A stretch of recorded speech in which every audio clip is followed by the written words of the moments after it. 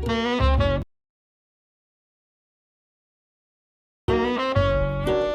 is Mindy McIntosh Shutter, and I'm going to show you how to plant a small office garden. Now, an office garden can be planted in any type of container, but what I like to use is a simple coffee mug. And when it comes to planting in a small container, it's very important to place some type of drainage material. And as you can see, this coffee mug has no drainage hole. The drainage material I like to use is a plain coffee filter.